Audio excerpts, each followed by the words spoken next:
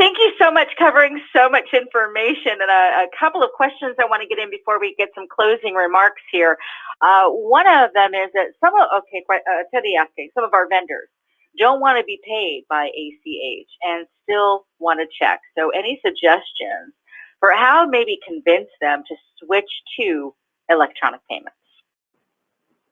Okay, yeah, great question, and I would bet that it's shifting, or at least I'm going to predict that it's going to shift more. I think with the pandemic, that checks became more difficult to handle, so most organizations have opened it up and wanted to receive those electronic payments. I would say, think about it from the point of view of the vendor.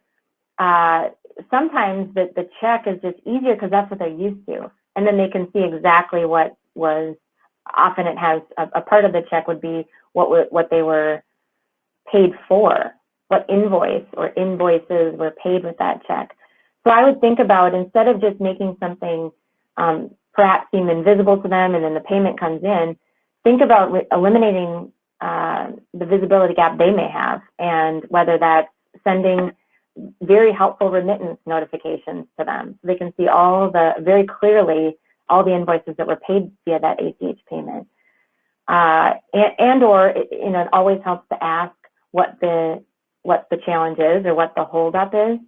It might be something simple that you can do, such as sending a very high quality digital remittance PDF to them. That might be all they need. Or maybe they're looking for the data in a different format because they need to do something else with it and they need a CSV output. So thinking through the options of what you can do, and obviously we don't want to do manual one-offs or exceptions. We want to use systematic approaches to provide that information to the vendor and the financial institution consistently, automatically, so that resources don't have to be monitoring exceptions.